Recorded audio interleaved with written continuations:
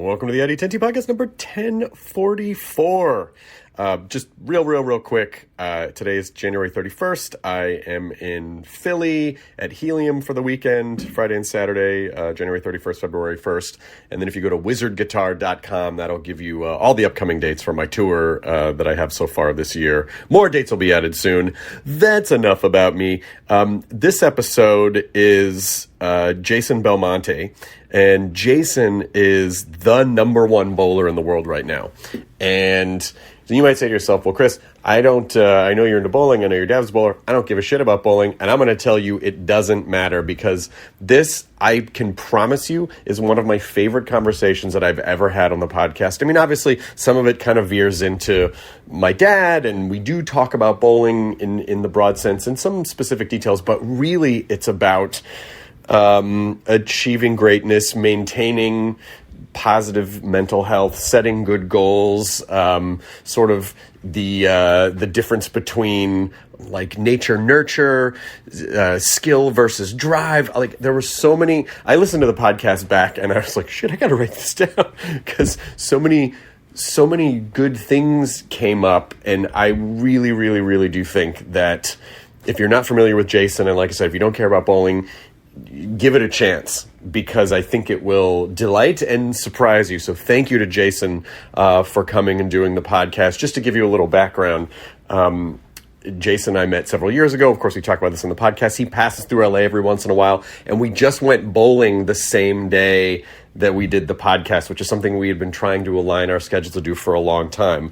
Now, Jason is Australian, and one of the reasons why I'm putting up the bonus podcast this week is because obviously Australia was devastated by the wildfires. And Jason has started a relief fund called Two Hands Helping Australia. And he's hoping to raise $150,000, which will be given to Red Cross Australia, Wires Wildlife Fund, and the Rural Fire Service. All the money is going to be all distributed equally.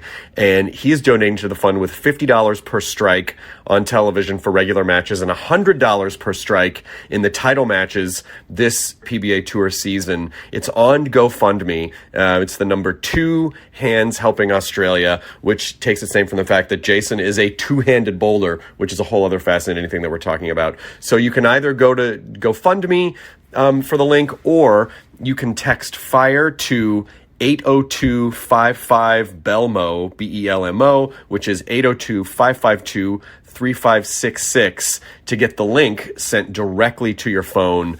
And so, please look into that. Again, Australia was just devastated. I'm sure you saw all of the heartbreaking footage as it played out. So thank you to Jason for doing this wonderful relief work for Australia, and thank you again to him for being just such a fantastic guy.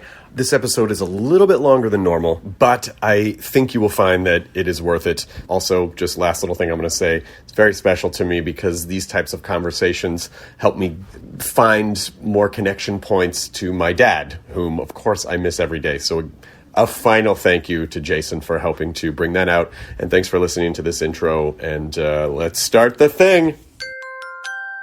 Initiating ID10T protocol.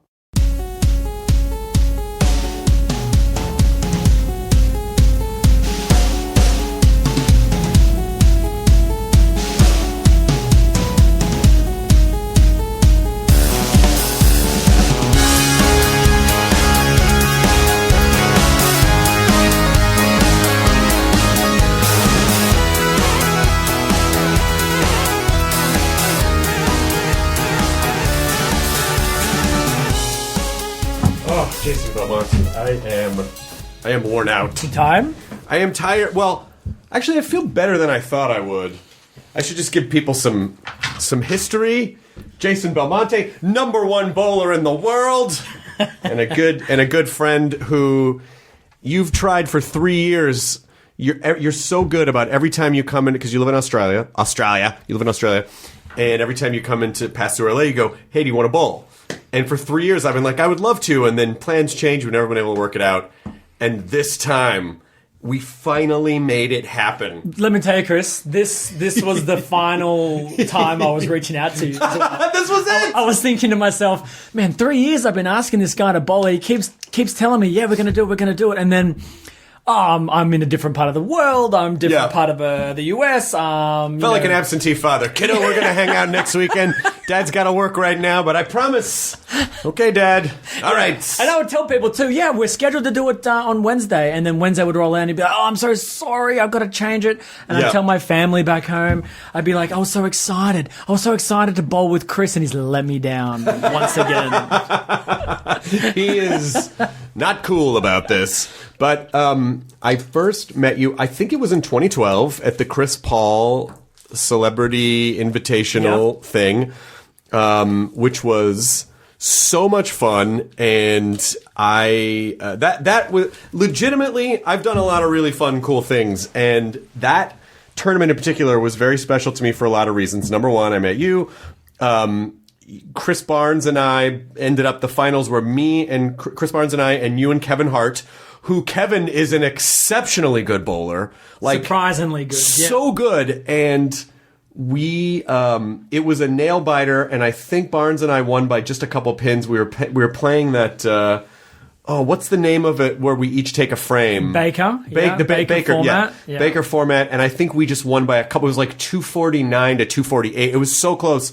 But the reason it was so special to me is because my dad was still alive then, and he got to see it, and he got to see me make like some clutch shots, and he really connected with it. And so it was really, that was so meaningful and special to me being a part of that. And winning that thing. I think when I first met you, there were some pretty cool people at the event. I think Little Wayne was there as well, or maybe it was a different one. But I remember thinking to myself, I really want to meet Chris. But you, this is where the bowling geek in me comes out. So obviously you're an amazing comedian, awesome career, and you probably have a lot of interests that are similar to mine, right? But I wanted to talk to you about your dad. Right? I'm like, I want to meet this guy, so I can ask him questions about his dad and the PBA tour and all these things. So it was really, really cool to meet you. And then as soon as I saw you bowl, I'm like, oh, clearly Papa's been teaching little boy a few lessons throughout the years. I wish you could do it. God, I wish I had learned. I really wish I had learned more. But I started bowling from the time I could walk, and my dad obviously was on the tour. My mother's father owned a couple houses in Florida, and so that's how my parents met. So my whole family was ensconced in bowling, and I was just in bowling centers my entire life. And when I turned 13, my parents had divorced right before that. My mom remarried. We moved to Denver, and I kind of had that sort of two things happen: the teenage attitude of like, well, I'm gonna pursue new things. Like bowling is what I did when I was a kid. And when we moved to Denver, I wasn't in a bowling center every day where I could bowl for free. All of a sudden it was expensive, and I had to get there somehow. And so just logistically and philosophically, I kind of just gave it up until we started making those All-Star Celebrity Bowling shows on YouTube in 2012. So you caught me like right when I was starting to get back into it, and I love it. It's so much fun. It's so hard to describe how we see the game of bowling, because once you get into it, it is an addiction. It sounds very odd, but it's this feeling of being able to get that perfect strike, and then hearing it, seeing it, and you're like, I want to do that again. I want to do that again. And much like you, growing up in bowling centers, I had the luxury of my parents owning a bowling center. Mm-hmm. So I heard the strikes. I saw the strikes every single day. And every single day I would see it and do it myself. I fell more and more in love with it. And it has now literally become an addiction of mine. I get very antsy if I haven't bowled for a couple of days. Yeah, I understand that. And I also, it's hard for people to understand when I walk into a bowling center, and went from a very young age, my father was like, it's called a bowling center. Bowling alley is where shady people hang out. Bowling's always had a bit of an image problem. I've been to a few bowling alleys. Yeah. Don't worry about that. But even the history of bowling in the United States, where it came from, how in the 1940s they tried to change the image and make it more family friendly. They professional bowlers they dressed like milkmen. They wore these all white, like almost like suit, like jacketless suits, and tried to make it very It's what upright citizens do. And so when I go into a bowling center, when I smell the lane oil and I hear the ambient pins for I get so relaxed because it's such a significant chunk of my childhood and just it was where I grew up. Yeah, well, there's no place like it in the world. You're never going to go somewhere and go, this reminds me of a bowling center. You're either in one or you're not. Mm-hmm. So, and like you were just saying, the smells, it almost unlocks memories that, just trigger certain moments in bowling centers. And, now I'm a professional. Some of those memories are much better than others, but every single place I go to, there is a very distinct sound or even scent to that place, whether it be the oil, the lanes, or the food that they cook there. It's very, very significant to that place, and as soon as you walk in, you're like, I remember this place. Yeah, and when my dad was still alive, we would talk about, because I ended up embarking on this career that is, in a lot of ways, very parallel to being on the Professional Bowlers Tour, which is I travel from city to city. I'm in town for a few days. I do the thing I do. I pack up, I fly home, I move on, or whatever. And so whenever I was in a city, I'd call my dad and I go, I'm in, wherever I am. I'm in Columbus, Ohio, or whatever. And he'd go, there's this house is there. I bowled at a tournament there in 1964 or whatever. And a lot of these towns, the places would still be there. So it was kind of a fun. I was almost sort of following his path in a way, doing what I do, even though the careers weren't identical. Because from a very young age, my dad was he never pressured me to follow in his footsteps. He was you should pursue what you love, do what makes you happy. And he goes, and also bowling, he's it's not the most glamorous lifestyle. And he goes, there's not a lot of money in it. Don't. He was always trying to try to distract me from going on tour almost in a way. And that's something that we're trying to change. I mean, it's no secret that in terms of sports out there, bowling is certainly not the most lucrative, but we have some really, I guess, inspiring things that have happened in the last couple of years that actually make me believe that, we may not ever get to golf or tennis kind of prize money, but, becoming a multimillionaire within a season or two, I think is a real reasonable goal that we're trying to set. So some of the things that have happened, we moved from ESPN to Fox Sports to Fox, and Fox are so supportive, so much more supportive than what we were getting from ESPN, where it became more reruns and more advertisements to promote us, and they're doing better production. All of those things make a big difference when you're trying to, get sponsorship dollars. Mm-hmm. And then the second thing that happened, which was very recent, is the biggest bowling center chain, Bolaro, have purchased the PBA. So now we have a company that makes, I think the last report that came out was between $500 and $600 million a year in yearly people going to their centers and their profits. So now we have a really supportive network. We have an ownership that make a lot of money and are willing to invest a lot of money into the PBA Tour. And already, literally by clicking their fingers, the 2020 season, they just threw another $400,000 in for the sake of it, just because they said, we want to put some more money into this. So there are some really positives that are coming from it. Plus, and I know I keep saying all these positives, but it's true, but plus, bowling is kind of taking this spike towards it's retro, but it's cool again. A lot of, younger generation kids are kind of looking at bowling as this was something that I used to do with my grandfather and I kind of, or even my father, and I want to get more involved with the sport that I used to do as a real little kid. So we're seeing the 18 to 35-year-old demographic kind of get back into bowling, which, if you're a sponsor or you're looking to grow anything, you want that demographic. That's the ones that are spending the most money. Well, and also bowling is great because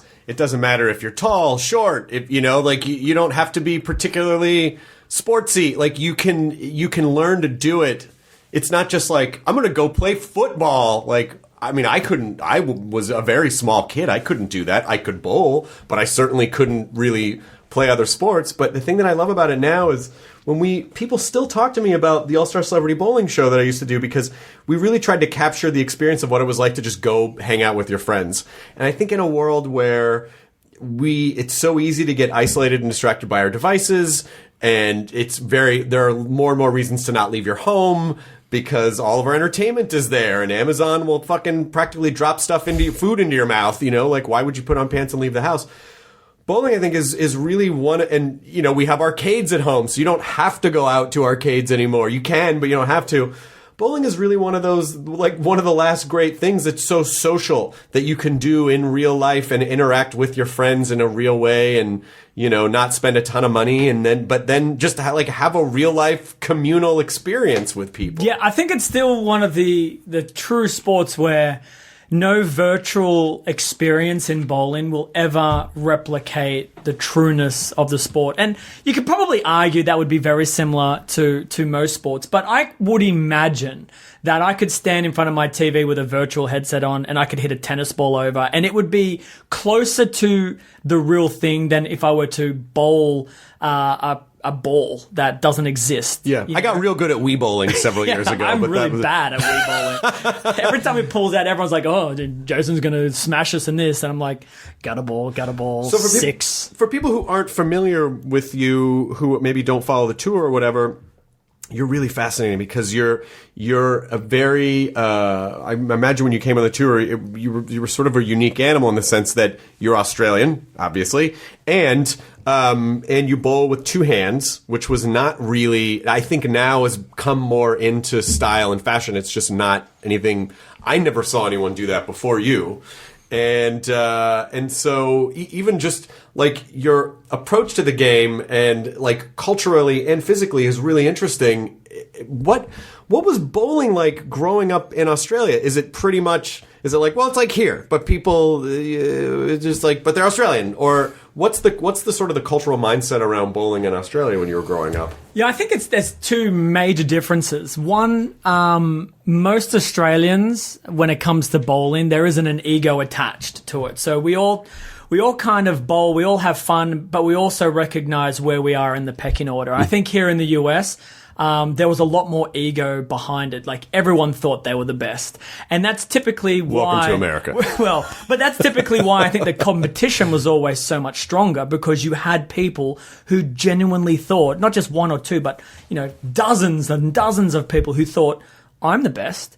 So whoever's going to bowl against me isn't going to win. And there was a very fierce competitive nature over here. So I had to quickly learn, the high fives that I was given in Oz weren't reciprocated quickly over here. So that's probably one of the biggest differences that I found. The second thing is we didn't have access to the PBA in Australia for a really long time. So I didn't even know there was a pro tour until we had an American family who moved to my hometown. He was working with the mining company just outside of Orange, where I live, and his contract ended. So he went back home with his family, but we got to be quite good friends, and he bowled league, and his family were awesome. And then, sporadically we would get these tapes sent to us in the mail, and they would be of the PBA tour. Oh, wow. Then we realized, there's a pro tour, right? Mm-hmm. And he told us all about it, but I'd never seen it. So when I was about 9, 10, 11, I first heard there was a pro tour, and then I started to get these tapes that were sent to us every now and then.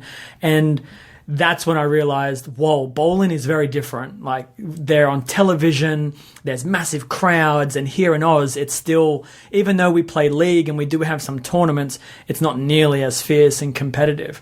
Plus, I didn't see anybody bowling with two hands over there. Yeah, how did that happen? Like, it's not, well, I mean, it's easy for me to say because I've been bowling my whole life, but to me, it doesn't seem intuitive to pick it up with two hands, but I guess that's just because I only ever saw people do it with quite one hand. The contrary. So I started bowling when I was 18 months old.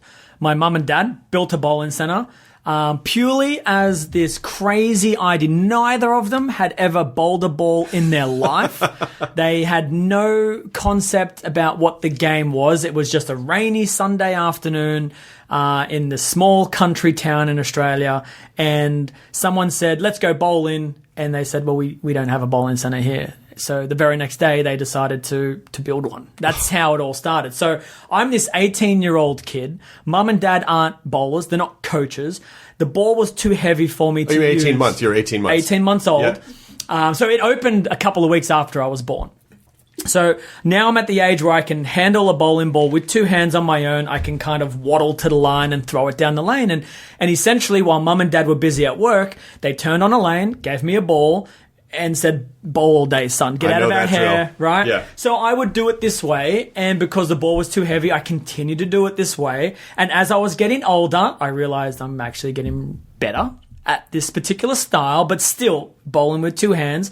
Mum and dad weren't coaching me out of it. They didn't know how to. I would get a few, comments here or there about, hey, it's time to be a big boy, it's time to bowl normally. But the one thing, as I was getting older, the one thing that every time someone said to me, you should conform to the traditional style, I would look at the scores and go, but I'm beating you.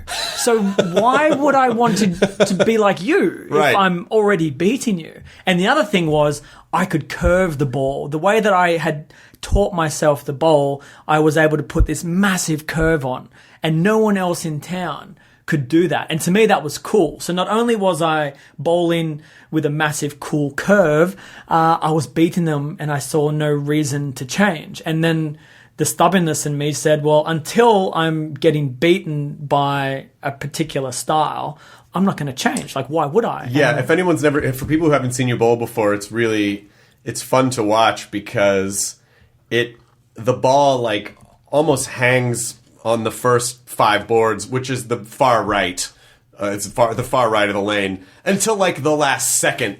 And then it slingshots at what looks like is going to be an impossible angle, right into the pocket. Yeah, there are many times I'm not entirely sure if it's going to hook either. I don't think it's there's a thought in the back of my mind, please hook, please hook back.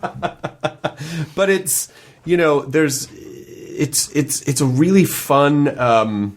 It's really fun to hear someone else's journey with it because it was so much a part of my life, and you'll meet people out in the world who, there's a handful of us who grew up in bowling centers, and I feel like it's a relatively parallel thing. Parents manage or own a bowling center, they'd turn on a lane, you'd bowl all day, whatever, you'd get good at it, but then, it's well, what do you do with it? And my dad, it was very much an escape for him because he had a pretty toxic relationship with his father, and so my dad was a porter at a bowling center and called Belmonte Bowl in San Mateo, California. He got good, left home at 17, got some sponsors, went on the tour, bombed horribly, came back the next year and realized I have one more shot. And so he needed to raise $2,000. So he found 20 people to give him $100. And he said something changed in his psychology because he used to, he'd get around these pros that he had seen before, and he was very sheepish around them. And if they were up at the approach at the same time, he'd bow down. Oh my God, you go. And he said something changed where a fire lit under him, and he realized, if I don't own this now, I'm never going to be able to do this. So when they'd get up on the approach, he would wait until they would back down, and he owned it. And then from there, it sort of took off. But I would love to also talk about, yes, it is a physical game, and, all sports are somewhat physical, but really 80% mental. It's really, can you silence the chatter in your mind to get your brain out of the way, to just let your body do what, the muscle memory of what you've repeated over and over again. Yeah, I like to think of it, though. I think it's 100% mental, 100% physical. That's how I interpret it, is I never want to go into a tournament and feel like I am not 100% physically ready and I'm not 100% mentally ready. Because your listeners may not know, but let's say a major championship is coming up. The format for a major championship is grueling. We don't play 1 or 2 games and then there's a champion. You might see it on television, which is the final 5 step ladder, and it is one game head-to-head matches. But to get to that part of the tournament, we will play over 50 games split over 5 days of competition, starting at 9:30, 10 a.m. in the morning, finishing at 8 p.m. at night. It is incredibly grueling. So you need to be physically fit, but you need to be able to say, when I throw my very last shot of the last day of qualifying, I need to be mentally in the right space, strong to execute that delivery that I need to do. Because you can be physically fit, but if you're, thinking about other things and distracted, whether it be from sounds, noises, people chatter, thoughts are popping into your head as you're bowling, well, you're not to execute the shot. You're not going to get the strike. So you need to be able to be really strong all day long, both physically and mentally. And that's something that I think I've been very fortunate that just naturally I tend to have that ability, like whether it be back home playing bowling or whether it be playing cricket or rugby or whatever it was. I always felt like my natural instinct as a player was I was on from when the whistle went to the whistle went again. Like there was no time off mentally or physically. I gave it everything I had, and I've kind of taken that into my professional career. And a lot of times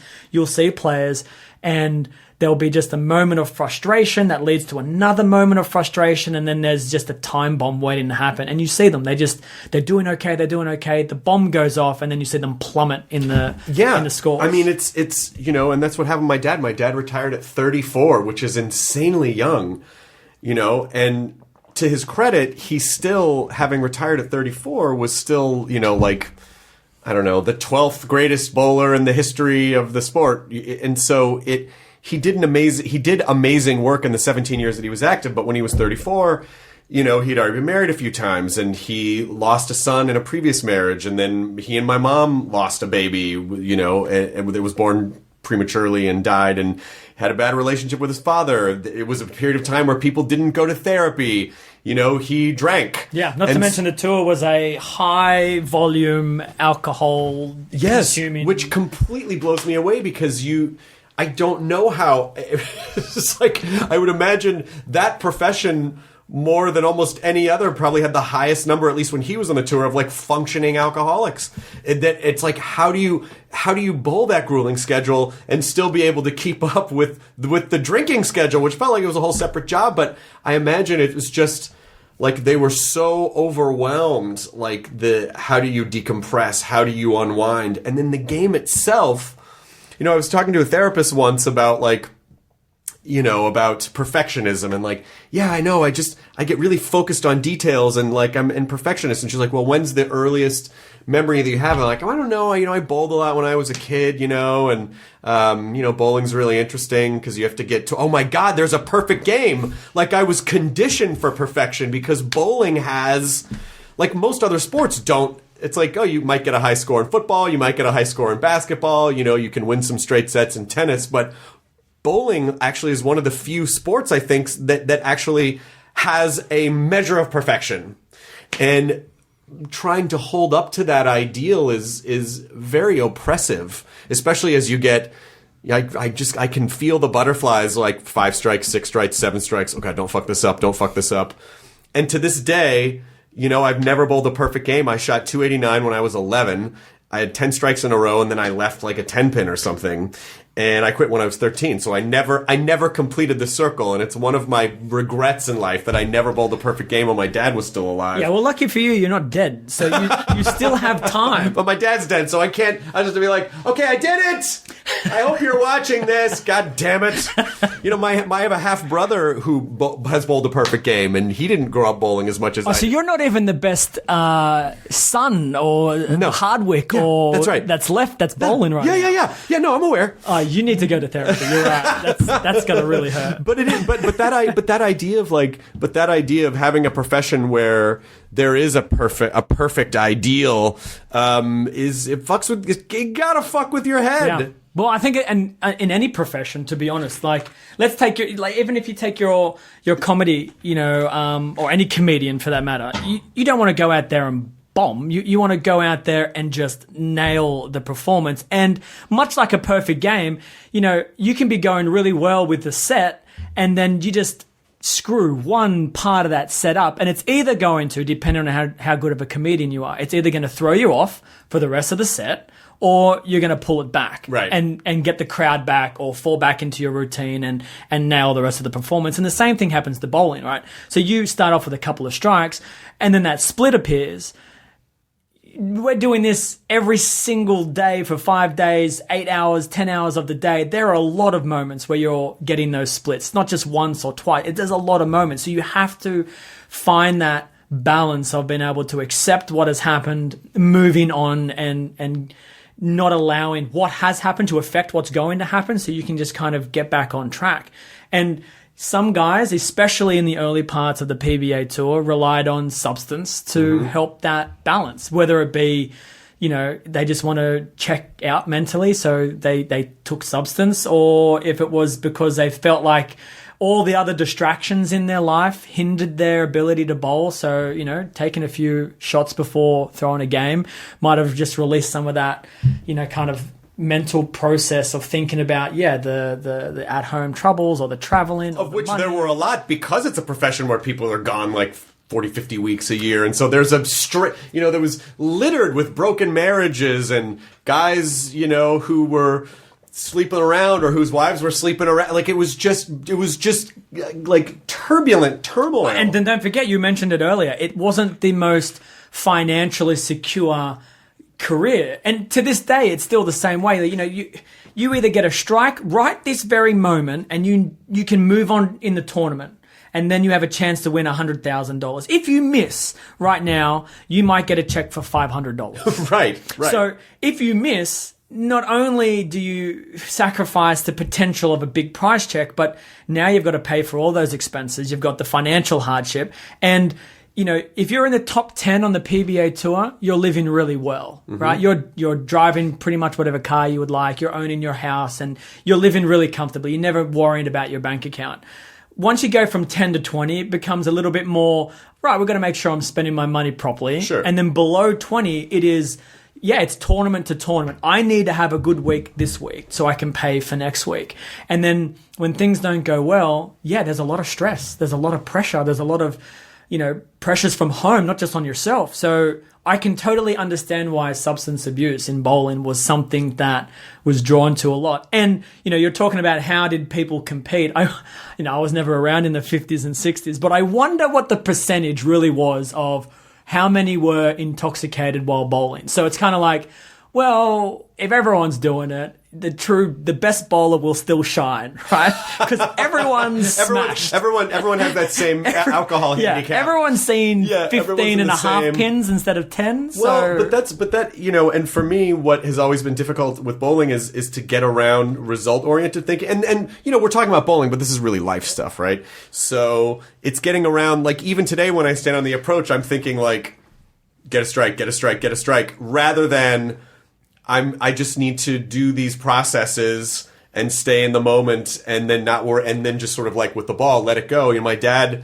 in the last year or two of his life, said something that was, or at least for bowling, was very profound to me, which was like, he goes, it's not a throwing game, it's a lifting game. It doesn't matter how hard you throw the ball, you just have to lift the ball just over the foul line and then let the ball do the work. And that was really interesting because it was really, the wider implications were about letting go and not trying to control the result and not trying to control the ball. And when people go recreational bowling and, they think I throw a bit of a hook, but maybe that's just because they haven't seen you. And they go, well, I can't do that. And I go, yeah, you can't because you have a house ball. House balls aren't designed to do that. So you're really with a house ball bowling more Fred Flintstone style, which is I just need power, But when you start moving up in equipment, there's some really beautiful, delicate physics that are involved with, the rotational axis of the ball and how much momentum you're picking up and the angles and the dispersion of the pins. And not to mention the cover, the outside of the bowling ball, and how it can be manipulated and change the surface of it to interact with the oil on the lane. So you can make a ball go straighter or hook more depending on that surface, mixed with, the axis of rotations and tilts you can change on the ball and your speed variance, your rev rates.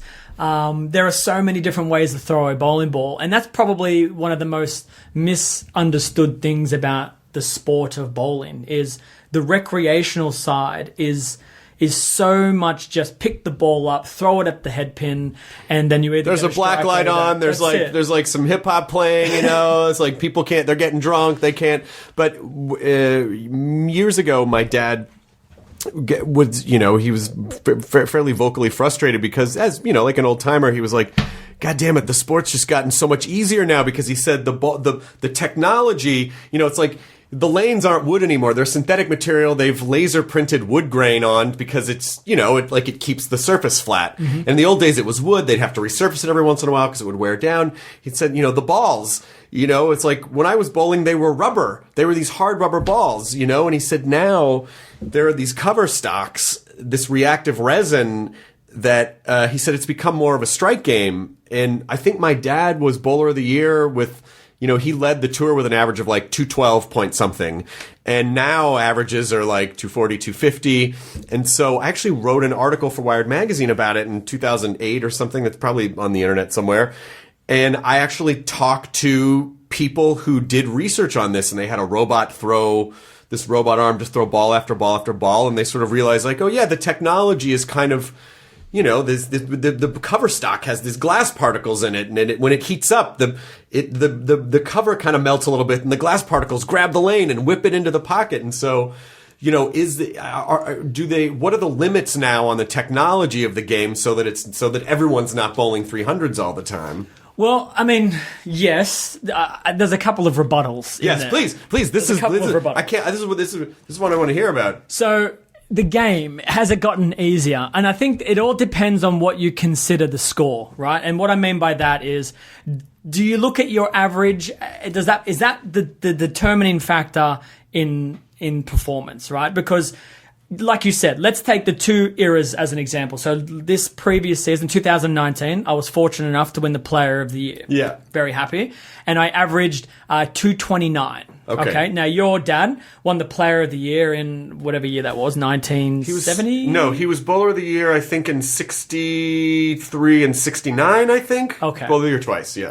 So let's say it was 212. Now, if we were to compare the scores, you could argue one is higher than the other, but the field itself is equal. So in my generation, we're using equipment that has new technologies. We can strike more, but all of my competitors have access to the same... It was like the alcohol thing. Sure. The opposite of the alcohol thing. Everyone's got the same stuff. So if we were to bring your dad back and ask him to use his original... Can you do that? Yeah. Can you bring my dad back? Oh my God, Jason. Why? You should have said something before. I said if. When's he coming? Is he coming? He's coming here? If I do, I'm pretty sure the last thing that he wants to do is bowl a match against me. I think he's got some other things My dad stopped bowling because he had this idea where he said, the longer I don't bowl, the better I was. He was like, I'm never going to be as good as I used to be. And he goes, the longer I don't bowl, people just come up with these, like the stories get more elaborate. And he loved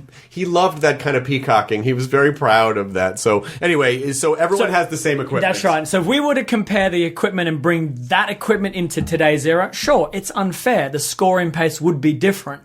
But that's not the world we live in. So when people are talking about, you know, who was the better player, was Billy Hardwick better than the current guys? And the question shouldn't be, is it better, or who is the better player? It was, who was the best in that generation when all things were equal? You're calculating for inflation, basically. That's sort of like saying this movie only made this much, but 30 years later, this movie, it's like, well, you got to calculate for inflation. Exactly. Like, what's the ratio and what really is leveling the playing field? So talking about the technology in bowling, not only is the bowling balls different with more technology based into them, we have more precise oiling machines now. So when you go to a bowling center, one of the main reasons why we all tell you not to go past the line is because you don't want to end up on some fail video by slipping over. But the secondary reason is because there's oil on the lane that you can create in a shape, in a pattern, a design. And it's much like a golf hole where you have par 3s, par 4s, and par 5s, and they're all designed differently, where you can design an oil pattern to be easy, moderate, difficult. So our ability with technology is, yes, we can make the lanes very, very easy because we have the technology to essentially, like an inkjet printer, going down the lane, you know, squirting the oil in the exact positions that we want it to be. But we could also do it so it's very, very difficult. And they didn't have that luxury prior to this technology. It was all hand-based. So your hand was inconsistent. You know, you would squirt an oil piece here and then use a cloth and rub it across the lane to try and even it out. You're never going to do that equally across the whole house. So it would be, some lanes would be rather easy, and then you would go to some lanes and it would be really difficult because of the manual way that you could do the oil. without any fault of anyone, just trying to do their best. It was just natural variation. Now, everything can be done to the 1/1,000,000th of a millimeter, that we can make sure that every single lane is impossible. Or every single lane is really easy. And that's like if you played basketball and the oil pattern is basically the same as saying like, okay, we're going to create a barrier in front of the net, and it's going to change, and it's going to change from game to game, and then also the more you play, it's going to wear holes in it, it's going to wear it down, so that you can't just do the same shot every time. I mean, and of course we got to talk about this, but we actually did go bowling before the podcast. We bowled 5 games, and even just you bowl one game and you've already worn the oil pattern down, you have to start making adjustments. And so there's that whole other barrier is in the way of trying to calculate, move one board over to the left, up to this way, throw the ball a little bit further this way. So you're still always trying to use your best guess of where you're kind of chasing the oil pattern the whole time. Yeah, and again, not to necessarily compare the past to now again, but, the styles. I throw the bowling ball with 2 hands. The RPMs that I'm putting on a bowling ball are close to 600 RPMs. No one in your dad's era was bowling revolutions like that. So now if you can imagine a bowling ball spinning quite, ferociously down the lane, and then there's an oil in which the ball is coming into contact, and there's this thing that is spinning really quickly. Well, of course, the ball is going to now interact with that oil, and in what bowling balls do is the materials that it's made is it soaks that oil into the cover as it's going down. And the reason it wants to do that is because it wants to hook, right? The technology wants the ball to curve. So in order for it to hook, it needs to create friction. So it needs to pull that oil off the lane, soak it into the ball, which then creates more friction on the lane, and therefore you create more curve. Now, if I bowl like we did today, 1 or 2 games, and not to necessarily say how accurate I am, but if I'm hitting the same area very consistently, well, there's going to be less and less oil on that line that I've you changed balls after like 4 games, and you started sooner. It was actually after the first game, and then I changed lines, and I was constantly moving because that oil is constantly changing. You finished with a ball that hooked way less. You finished bowling with your spare ball, because I have a strike ball and a spare ball, and the strike ball hooks and the spare ball's plastic, and it doesn't hook as much because you need straighter shots for spares. And it looked to me like you were throwing your first shot with your spare ball by the end of by the 5th game. Yeah. Well, truth be told, Chris, I also wanted to give you a bit of a chance. I appreciate that. That was very kind. After I was 4-0, the first 4, I felt bad. I did not want to leave without you having an opportunity. I appreciate that. So I was able to win 1 game, but I was very lucky because again, you don't think of bowling as a strenuous game, but you bowl 5 games in a row, and you're not used to the stamina of hurling, a large object with your arm and your body, and it's just like you fucking get tired.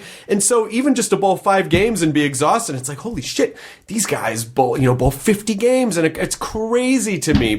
And not to mention you have an injury. That was 5 games that we played today. Oh yeah, it opened my thumb open. My thumb always opens up because I. But that's what happens on tour. So yeah, we don't get tackled by some 350 linebacker, and we rupture tendons and break bones. Make it fun though. But what we can do is we get these ridiculous cuts and blisters that pop open, and blood is pouring on our hands, and it is a very you can still live, but it's painful. You're trying to squeeze a bowling ball and throw it for the 50th game. Your hand is swollen, you've got cuts all over it, your fingers are bleeding.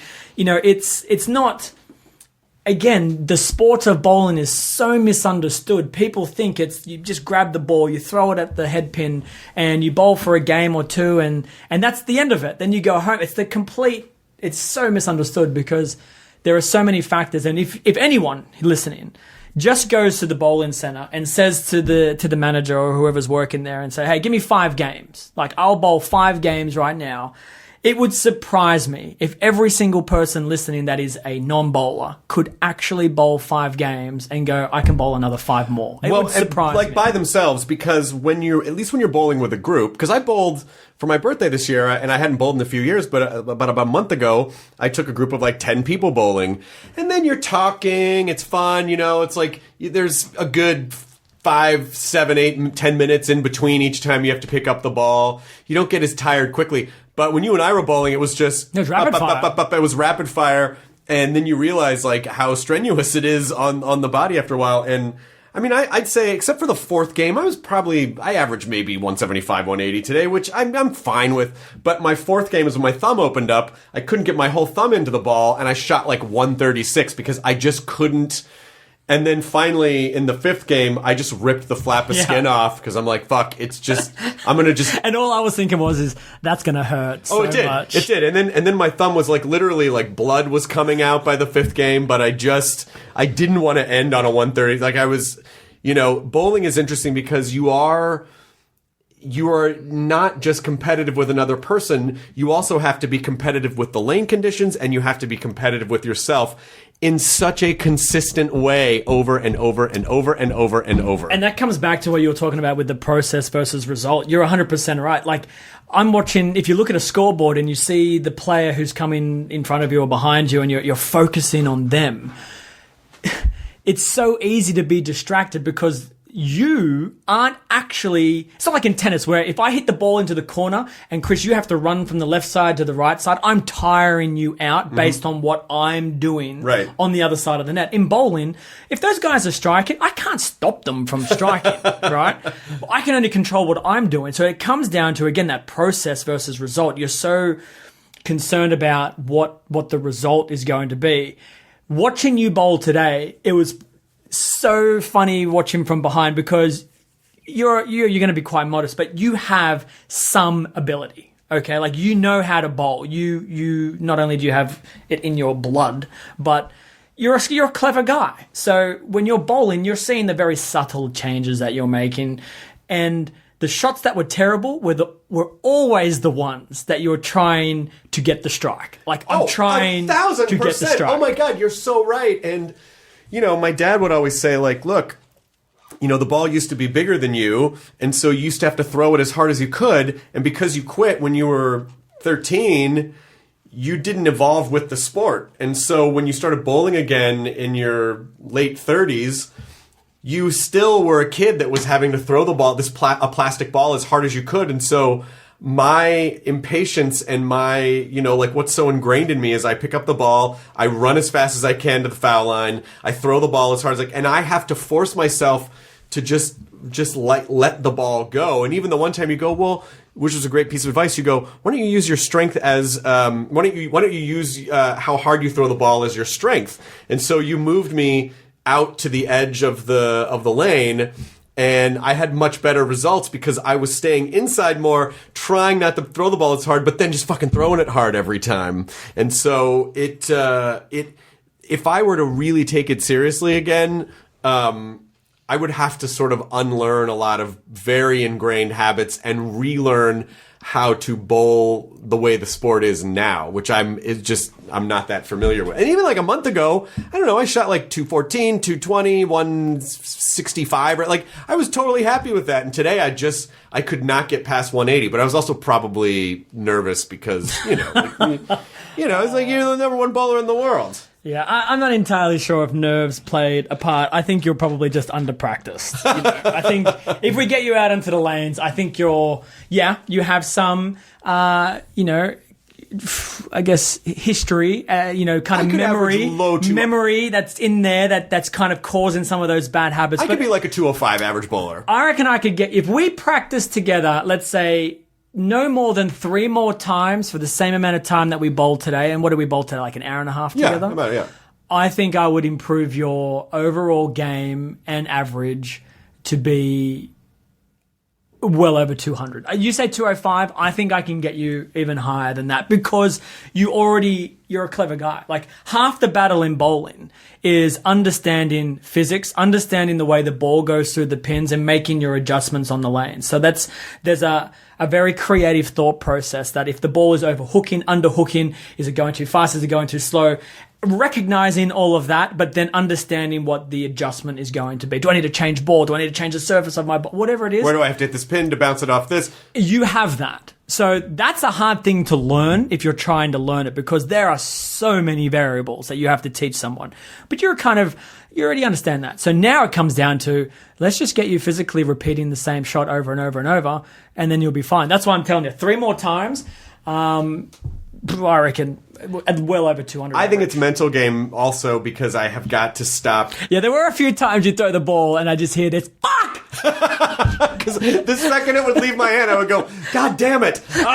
Because like when you're a bowler, the second the ball leaves your hand, the second the ball comes out of your hand, you go, it's going in the pocket, or that's going to go left, and hit on the Brooklyn side, or that's going to, I threw it too hard, it's just going to slide, and it's not even going to make it to the pocket, right away, and in my head the whole time I'm thinking, don't throw it hard, get a strike, and it's like, that's not only is that not good for bowling, but that's not good for, that's not a good way to live your life, because if you're constantly worried about creating a perfect result, you cannot be present in the process. Yeah. And if you can't be present in the process, you're not going to create the result. What's your process on the stage, right? So when let's say you've just written a new set. Let's say you've written 5 new jokes that you want to try out and see if they work. Are you standing on the stage with the intention of, I'm going to make people laugh? Or are you going, this is how I need to set the joke up, and this is how I need to then nail the punchline, and that's how I'm going to deliver it. Whether or not I get the laugh, that's going to be told by the crowd. My best sets, I don't worry about the result. And I do it. And again, it's sort of like what you said about repetition. I've done it for so long, But a new joke. Let's say you've written something new, and you're like, I don't know how this is going to play out. You're never going on the stage thinking, I'm gonna make everyone laugh with this joke. You're thinking about, how am I going to deliver it? Well, right? I'm thinking about, for whatever reason, and it's sort of the same way that I run the podcast too. I let it be whatever it's going to be, and I'm able to release the results. But, with a podcast or with stand-up, there's no perfect... I mean, it's like I kind of made a joke because in one of the games, I first frame was a strike, and the next frame I left an 8 count, and I was like, well, there goes the 300. And I was joking, but at the same time, I really did feel that on a molecular level. But with stand-up, there's so much of an arc to it that I can try a new joke, and I also don't sweat it if it doesn't go well, because to me, the set isn't ruined because of one or even a couple of bad jokes. And as long as I'm not sweating it, the audience isn't going to sweat it, and I just have this sort of ingrained confidence that I know how to do this, and I'll bring it around. And if I have to abandon my material and go into the audience and make it about them and talk to them, I can do that too. And so it's just that's just the confidence that comes with, the 10,000 hours. And that's how I am on the lanes, right? So I don't get that strike the first or second shot. I'm not necessarily, freaking out. I'm not going to bowl a perfect game. I'm thinking about, my next one is I'm going to focus on throwing the ball where I need to throw it, and we'll see what happens from there. And that's kind of like you. Yeah, the joke didn't work. Doesn't matter. I will move on to quote unquote next frame. Yeah. Right? And that's exactly how I'm doing. But today when I'm watching you bowl, you were like, strike. All right, 300 is still on. I'm like, Chris, it's the first frame, mate. Like, that's how my brain works. Take a chill pill for a second. And when I was a kid, I used to get really frustrated, and now, I don't really care anymore because even if I throw a bad shot and I'm like, fuck, I'm also realistic. I don't do this it doesn't affect me in the same way anymore. And I used to take it really hard when I was a kid, which is funny because my parents never pressured me. They were the coolest, most easygoing, do what makes you happy. My dad was like, I don't care if you're a great bowler or a great this or a great that, just be the best you. Don't. And so I don't know where it came from, but but with comedy, I don't know. I'm just able to let it go. I'm just able to let it go, and it doesn't really affect me in the same way. But I think that that sort of, and it also, in learning piano this last year, it's been really interesting because it sort of dispels some of the romanticism of art in a way, where you kind of go, fuck, it's really just kind of muscle memory. If you do, like, whatever you focus on a lot, whatever you practice a lot, you're gonna get good at. Now, obviously, there's the level between sort of like what you said, like the 1 through 10 and then the 10 through 20. If you want to be great, there is an artistry to that. But if you want to be really good at something, most people can really pick up almost anything. And if they just repeated it and, you know, they were consistent and they had a good teacher and they had, you know, like, most people can kind of get good at most things. 10,000 hours. Isn't that what they say? 10,000 hours to do anything, to become a master at it. Whether you have experience or not at all. It's from 0 to 10. On the 10,000th hour, you should be really good but at I think, whatever it is. Yeah, but then I think, I do believe that there is a step between technical mastery and artistry. And there's artistry in everything. Because I was talking... But that separates the good from the greatest of all time. Because I was talking to... I have a guitar teacher that I see every once in a while. We were sort of talking about guitar, and he's like, yeah, you know, like, there's legendary guitarists, and they get up on stage and they just shred the fuck out of the guitar. And he goes, those aren't as interesting to me as if you watch someone, you know, like... You watch, like, a Pink Floyd type of band. He's like, they can play every note, but they don't. They pick the right ones. And I was like, oh my God, you're right. You know, almost anyone can become technically proficient at something, but it's about picking the best things that separates a robot from an artist. I had this conversation with a couple of mates back home about, you know, the greatest bands of all time. And one of the things that we came to this conclusion that, you know, for example, the Beatles, so many of their songs are incredibly basic to play. Right? You can sit in front of a piano and the notes aren't crazy. You can sit there and play the tune. And yet the most basic notes, the way that they put them together, followed with the most beautifully written lyrics to follow that music, all of a sudden turns, you know, what is a very basic song into one of the most beautiful songs ever written. And then you can do the opposite and see somebody who runs their fingers up and down the piano playing 1,000 keys and just, you know, like you said, shredding it. And it's just not as good. And what you were so first of all, two things. First of all, the Beatles, I think their 10,000 hours is all this time they played in bars in Germany. Yeah. And so they're playing over and over and over and over and over, and they're doing covers and covers and covers, and they start thinking like, well, how can we, like, what interesting notes can we follow, like dropping in here and there, or they drop a sixth here, or they flip the, you know, they don't just do like a 1-4-5 chord pattern, they flip something at the end, or they do like a major seventh, and you're like, wow, that's a really interesting choice that they've, you know, like they picked the interesting one, but they had to do it for the, you know, theoretical 10,000 hours to even understand. They had to get the perfect form before they could break it.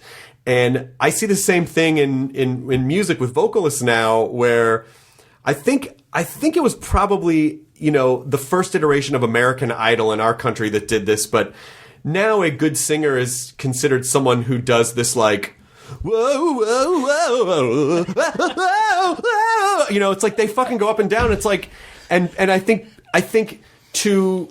that's very technically proficient, but is it art? Yeah. Because you listen to like Etta James or Patsy Cline, or you listen to any, you know, like amazing singer before that was in fashion, you go, no, they're just picking the right notes and they're able to convey emotion without having to do the claptrap of like, wow, they really arpeggiated the fuck out of their voice, didn't they? So let me ask you this question. Do you think that you can be... Still hard to do, but it's just, I just don't know if it's art. But do you think you can be the greatest at something and not have the you know, the given talent to just...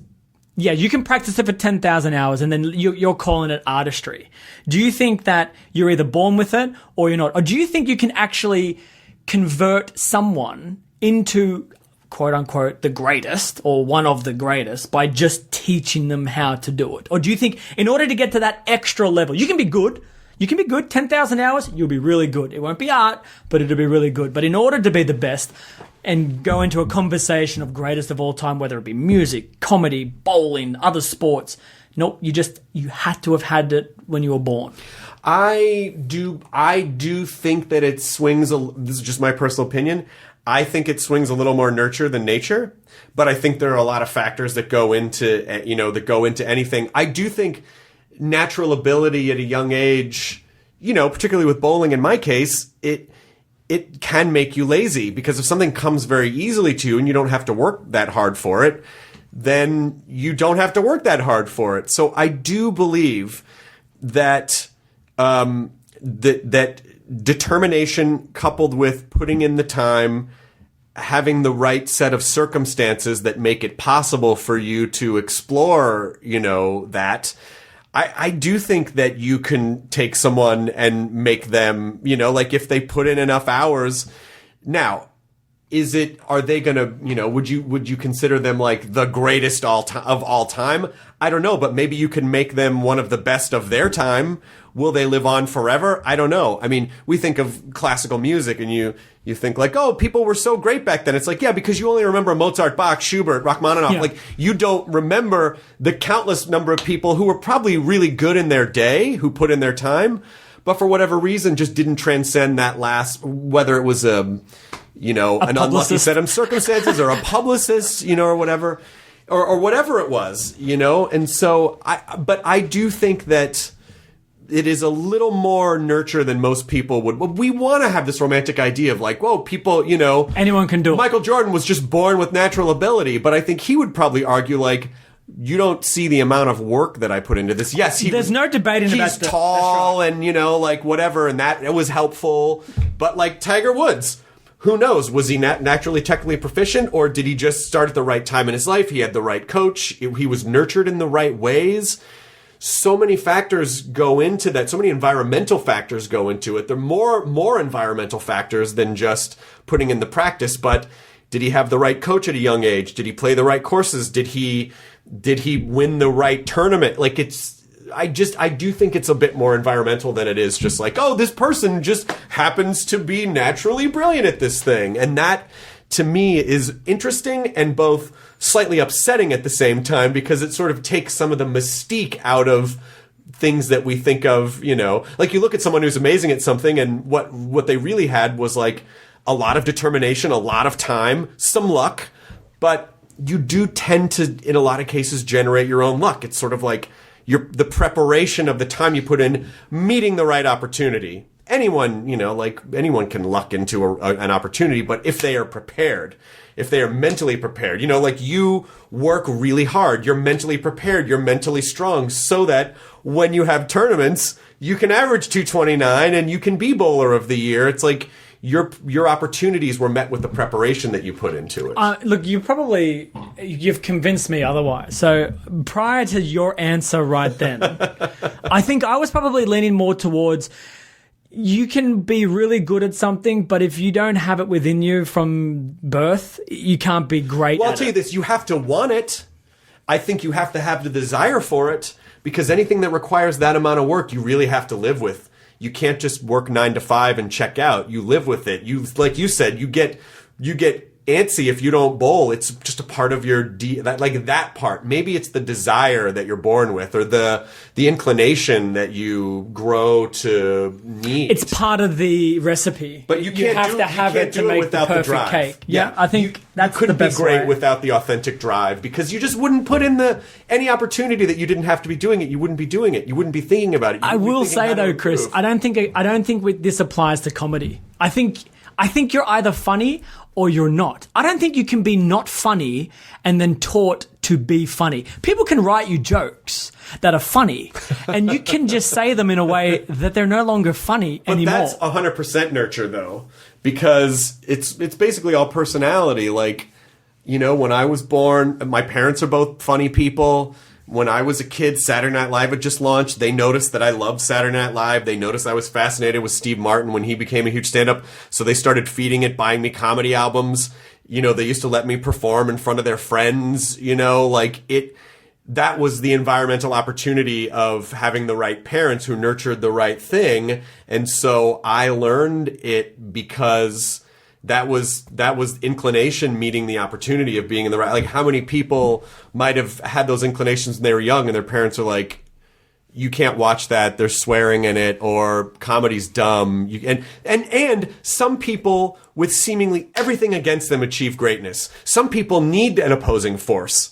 You know, I don't think I would have done well as a kid if I had had an opposing force. I was lucky to have a supportive force. But how many people do you meet, like, you know, they have a lot of money or they have a lot of opportunity, and they just fucking blow it all, you know? And then other people, you think, this person, there's no way this person, but on paper, this person shouldn't be great at this thing. And they find the time, they find the you know, they scrape the money, they find the energy when everyone else goes to bed, they're still up doing that thing. That's just the drive that they have within them, you know? And I don't know. So maybe that's what it is that you're born with. Maybe that's the thing. Maybe it's the drive that is, you know, authentic to people. No, I love that. I love that explanation, because I used to think, you know, because kids would come up to me and adults, and they'll say, you know, I want to be a pro bowler.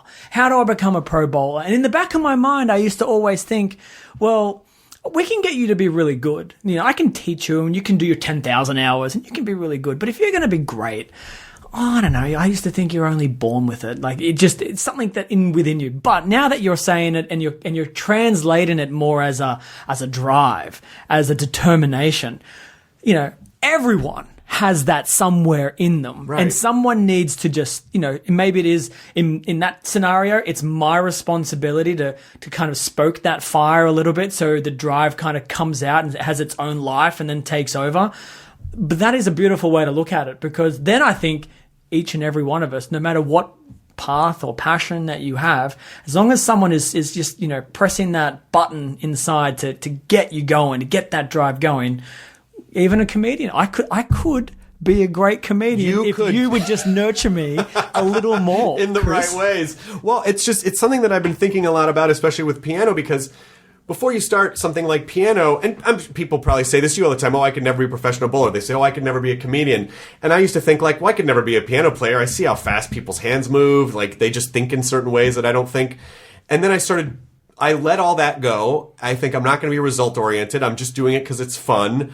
I'll just start practicing and see what happens. And then you realize after 3 months, 6 months, oh, some things get a little easier. Oh, okay. Like, my body is starting to understand how this works, and I'm making transitions easier, and it's just happening without really having to think about it because I put in the time. You know, you watch I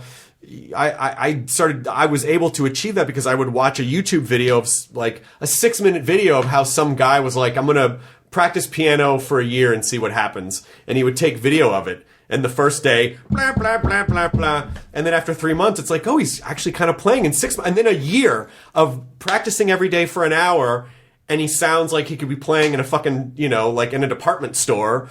And you realize, like, oh yeah, you talk yourself out of so many things.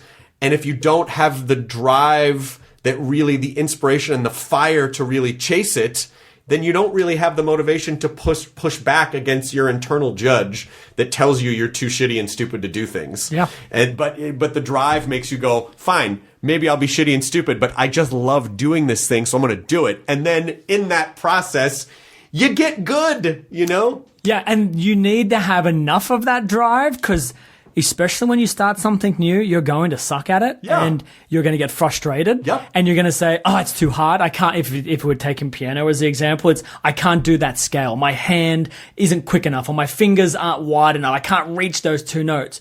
And then you give up, and then you go into the same category as so many other people as failed musician, failed comedian, failed bowler. And the ones that seem to make it through, you always listen to that. And I bet you if we were to, like, document your life as a timeline, there are going to be these moments in your timeline that said, he could have stopped here at this moment, and then Chris Hardwick, as we know him, would no longer exist. We wouldn't know who he is. Right. And instead, he's gone beyond that moment. And there would be multiple. And the same with me. So, you know, as a bowler, I haven't been, a great bowler since the early days. I was always good, but there were moments where I'm like, man, this is costing me a lot of money leaving Australia, and I'm getting beat up by, some of these Asian tour bowlers, these European. How am I ever going to really succeed on the pro tour in the USA, where the greatest the most fierce bowlers are, and I can't win in these other parts of the world? So you have the crossroads. Everyone has those crossroads, and I tell people all the time, the ones that carry on are always the ones that get remembered. The ones that quit, you never know who they are. Yeah, exactly. A lot of it is just staying in the game, because eventually, like, everything has ups and downs. But if you can stay in the game, you're already ahead of most people who will give up, fall out, sort of be forced out or whatever. And it's very natural to say the things that you said, to have the negative self-talk. I suck at this. I'm never going to be good. I'm never going to be good. And, and I kind of think, like, that's fine, much in the way that I have to, like, not worry about telling myself to throw the ball soft and just sort of playing to my strength. I think it's okay for people to say, you know what? I know I'm going to talk shitty to myself, and I'm just going to allow that to happen, but then I'm going to keep doing the thing anyway.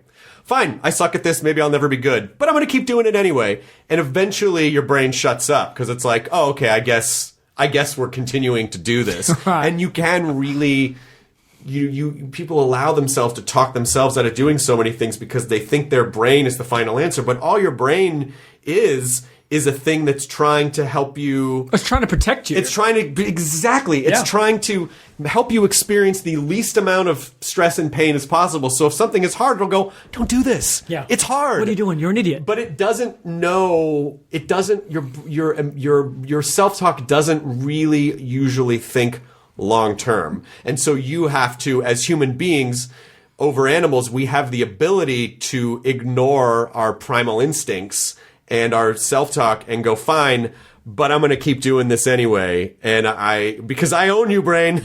Yeah. I want to know, You work for me. I would love to know the term overnight success.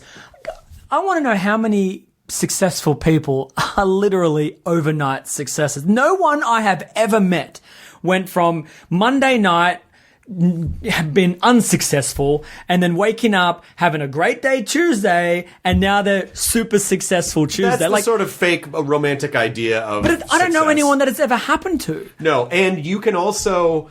in entertainment, certainly not in a thing like bowling where there's a skill set, but entertainment is so vast and broad that you can... someone can go viral, or someone can get a show or a movie, and all of a sudden they're famous. But without all of the work they put into it before, they don't have the foundation of anything to fall back on. So those careers very rarely sustain because they have not built a foundation of sustainability. And so you really don't want that to, I almost had that. I was like right out of college. I got a job at MTV in America, and I had this really popular show, and then I didn't understand. I didn't have a body of work to fall back on. So when that show was done, it was, almost 10 years before I started really working again, because I had to then earn it back. You just putting in the work. It's never going to be disappointing, because at the very end of the day, even if you're not the number one bowler in the world or the biggest this or the top that, no one can take away from you the work that you put into something, and the experience and the journey and what it's made of you along the way. No one can ever take that away. So it is interesting that, with bowling, even how you said, people watch the last 5 games or whatever. We tend to watch things as highlight reels, Even most people, if they watch sports, they see the highlight reel. Look at that play, or whatever. But, to sit down and experience the thing as a whole, it's like, work can be a very boring and unrewarding process, and so it's just not fun for people to think about that. They just want to see the finished cake. They don't want to fucking see how, the sugar going into the bowl and the milk, and fuck, that's boring, I just want the fucking cake. It's such a hard thing to teach people, because especially today, it's like immediate gratification. Everything society. is on demand. Everything. I can download this immediately, and what's funny? I even talking about, I know we're kind of branching off a little bit here into download speeds, but my children who are 10, 7, and nearly 4, if their Netflix series takes 3 seconds to They bounce. 3 seconds to buffer. I'm already going, Dad, the internet sucks. And I'm like, just let it buffer like 3 seconds, honey. Do you know when I was your age? You just have to go this. What's that? That's how the internet used to sound. And your grandma used to pick up the phone when Daddy was trying to download dirty pictures. So now, trying to teach them patience it's honestly been, I'm testing my own patience, teaching them about patience because they have none. And now when I'm telling, yes, the next generation of bowler or next generation, whatever that wants to pursue something, I think that's the key. That's the key to success as far as I'm concerned, is you're calling it drive. You got to have that and the dedication. I'm saying add on top of that patience. If you have it, if you can withstand the shit that's going to come towards you that isn't gratifying immediately, and then it's going to hurt, and then it's going to suck for a little bit. If you can have the patience to withstand that, then have the drive and the motivation to carry on through it, you'll make it. Whatever it is that you're trying to do, because people don't have that anymore. My children are perfect examples. A lot of people don't, but I still think those people are definitely out there, but you just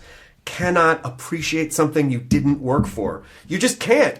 You don't have the frame of reference. If something came easily to you, it's very difficult to appreciate it because you don't see the full scope of the architecture and the time that it, so your kids don't have to work. They didn't have to work for internet. So they don't appreciate that, like, you can get anything you want in the history of entertainment at your finger. You can learn literally anything in the collected history of recorded history is in your fucking pocket. And you just, like, they just can't grasp it because they didn't, it's like when I was writing a paper in college, you had to go to the library and check out the book. And if they didn't have the book, you might be fucked. I'm trying to distill this understanding to my kids is like, this isn't how it's always been. But they're not going to understand that. But it's also interesting because you are based in Australia. And even just today, your stopover in Los Angeles is like, I'm exhausted just hearing about your schedule. You flew into LA this morning from Australia. You met me at Pinn's Bowling Center in Studio City, where we bowled 5 games. We came to do the podcast at the studio. Then you're going to head to the airport, and at midnight, you're going to fly to the east. You're going to take a red eye to the East Coast to then bowl, what, like 50 games or something crazy? Not that many this time. It is a much shorter invitational event, but one of the things that I've had to, I guess, balance with my schedule is it's not just me anymore. And when it was just, I have my wife, Kimberly, we've been married 12 years, but we've been together since August 26, 2000. I'll never forget that date because I did one time and I learned my lesson. And I will never forget August 26th. You appreciate now that it's good to know I that have date. earned that. Yeah. So, we've been together for a really long time, and I would say to her, I can be away from you, and we can communicate, and we can talk, and it's not unbearable. I mean, there gets to a point where it becomes unbearable if it's too long, but a week, 2 weeks, we can, I mean, if your relationship is pretty strong, I think you can last two weeks without seeing somebody. So it's always easy. Now with children, I don't know what it is. It is really, really difficult. There's a very different kind of love. I would die for my wife. I would die for my children. But it seems to be like once that 2 week mark happens, communicating with them is different. It's harder. I miss them severely. So my scheduling now has changed. It used to be, you know what, I'm going to head over a couple of days earlier, honey, just so I can get, acclimatized with the time zones, or maybe it's the winter over here and it's summer back home. So I would like to get acclimatized to the weather before I'm, leaving, 110 degree heat in Oz and then coming into, 23 degree heat here. That's Fahrenheit for any Australians listening. I tried to do the conversion for everyone. You did Celsius, so you said 23 degrees. No, I said 100 degrees. Oh, 100 degrees. Yeah, that's Fahrenheit. Yeah. So it would be like 42 degrees Celsius back home and then coming here and it'd be minus 10. So I would take those extra days and then coming home, when you bowl these grueling tournaments back-to-back weeks, sometimes it's nice to just take a day and just relax. Well, now my schedule is what is the latest that I can leave, right? And what is the earliest that I can get back? And you immediately show up and you immediately start doing the thing that you need to be focused and fit and healthy for. And I have to. Like, that's part of the deal. So seeing you today, would I have enjoyed coming in yesterday and, taking a night at a hotel, maybe getting a massage? Yeah, I would have loved that. Yeah. But instead, it's like, I had my children's school, their final week of school. So we had these school awards that I went to, and that was the night before I left. So I couldn't leave earlier, even if I wanted to. And I guess it's something that I don't know, it's a new part of my life that I'm having to learn. Like, once upon a time, it's like, how do I make the ball go straight? How do I hit my target every time? And that was a skill that I was practicing. And now a new skill is, how do I land after a 16-hour flight, changing it to a 19-hour time difference at a different season of the year, and then expect to go and start winning championships? And it has been probably one of the most difficult skills to learn, is sleeping when I land, or sleeping on the plane so I can land and have some kind of functionality.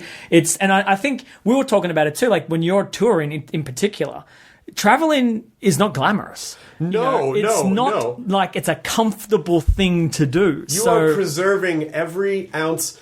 Like, when I go to cities, I want to go do but people go, oh, you got the whole day. You don't have to work until the night, when you're doing stand-up, you have the whole day. It's like, I'm resting because I don't usually stay up past, I have to stay up to 1:30 in the morning because I do 2 shows. We do meet and greets after the shows. The second show ends at midnight, 12:30. Then I'm there for another hour, like saying hi to people. And I'm just not used to doing that in my normal life. And so, like, all day long, I'm just trying to force myself to stay asleep, take naps, because I need the energy, Yeah, and it's a skill now. So that's part of my routine, is learning what part of the world am I flying to? Right, I better find out how many hours difference, when is the right time to be eating and sleeping, so I can acclimatize to that region faster. And luckily for me, that I think I've got it down pretty good for the US. So coming in on a day like today, flying in at 6:30, 7 in the morning, doing what I got to do, coming seeing you, bowling some games, doing a podcast, flying out. It's so much easier now because I've worked it out. I understand how many hours I must get sleep on the plane. I know when I should start sleeping and when I shouldn't start. I know when I land, what time should I be eating straight away. So my body clock says, oh, you're eating. It's lunchtime. Okay, we're going to get you into like that lunch phase, and then you're going to eat again. So as soon as we're done with this, I'm going to make sure that, I get my food into me at the right time. I'm not going to wait till I get quote unquote hungry, because then it'll be too late. It'll be 1 a.m. and now I'm starting to get starving. Then I'll eat. And then I'll be awake for the next 4 hours. But those are all the things that separate people who are at the top of their field from people who are just good at things. Like, anyone else who didn't put that level of thought, which again is based on the fact that you have that level of drive because you love this thing that you do and you want to, you want to excel at it. The fact that you have to think about all those things and do think of and welcome that type of thinking is because I think most people forget that not all things, but more things than they would be willing to admit are the result of micro choices that they make all day long. Mm-hmm. Someone might not even think to do all those things, and they go, yeah, I used to be number one, but the travel just got to me, and they just don't really think about it, and then that's that. And in their minds, they go, oh, it was the travel. Versus the person who's like, okay, how do I make this work? Well, I need to show up at these times. I need to eat here. I need to exercise this. Like, you live it. And that's the thing that those types of micro choices are the things that now you can't control, like a shark attacked me and now I can't bowl anymore, like I cannot go in the water. You could not go in the water again. That's another micro choice. So it's you can't control everything, but you can control how you respond to things. You can control the majority of your like what you do in a day. And so making good choices to set the table so that you can perform when you need to perform. And I think that's kind of what the last frontier of separating people who are good versus people who are great at things. Yeah, I wonder if it comes down to the experience of failing at something. So look, don't get me wrong. I wasn't always thinking like this, is in particular with travel. There were a few times where I'm like, oh, you know what, I'm just going to leave the day before and I'm going to go and rock up to this bowling tournament and I'm going to do really well. And then the first time I do it, I'm like, yeah, I'm not doing very well. Right. And then the second time, I'm like, I'm sure I'll feel better this time. And I don't do very well the second time. And then that's where I think the difference is between me now than compared to what I could have been in terms of a negative thing. If I had continued to stay that way, but I saw, right, this is a negative thing that is happening to my performance based on my scheduling. Okay, how am I going to better this? And you can say that for anything. This joke was terrible, right? It has bombed the last 2 times. I got to rewrite it. I got to redo it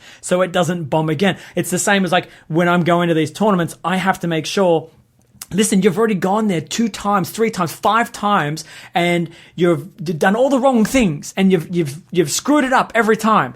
You can't do it a 6th time, and if you do, you're an idiot. And you're done. I know we've been talking about patience, but you know the other thing that I am struggling with? Priorities. I don't know how to prioritize. I see everything and want to do everything, whether it be career, because I'm actually taking my bowling brand, Belmo brand, and like, for example, you can probably see I'm wearing some merch today. Yeah. I have a video game that I've made. I've got a documentary that I'm making. I've got some other bowling products that I'm looking to come out. I want to start. You saw one today. I got a bowling ball that I now make. So all of these opportunities are stepping in front of me, and I think that's the next lesson that I'm trying to learn. The next P, right? Patience been the first. The next one been priorities. And I'm struggling to work out, I don't want to miss out on anything. So I do everything. And then I realize I'm actually hurting everything. Well, I have a lot to say about that, which is, it's a great question to bring up. And sort of going back, I'm going to write down priorities because I want to loop back around to it. So in sort of talking about achieving greatness before, I just want to let people know you don't have to be the best at whatever it is that you don't have to. It's okay if you're not. You really, the best that you can do in life, instead of worrying about the rest of the world, what other people are doing, you're really just, in competition with yourself yesterday. Can I be better today than I was yesterday? I think that's the most anyone can really ask or hope for. And it's okay it's okay just to do things because you like them. And this loops back into priorities because we don't talk enough in our culture we talk a lot about achieving success, but very few people, at least publicly, I think, talk about maintaining success and what it means to be successful and what it does to you. Because I have a friend and I've been through it too, but I have a friend who's going through the same thing where her career is really taking off in a big way and she's getting all these opportunities. And, here she is in this position where it's like, oh my God, this is what I had always hoped for. And I can't say that I feel great. Like you have this idea, you're going to get all these opportunities and all of a sudden, you're going to feel whole and you're going to feel like you're enough and you're going to feel like you achieved everything. But what actually happens is, at least with most people, and certainly has happened with me in the past, is it's incredibly stressful. There's a lot of responsibility.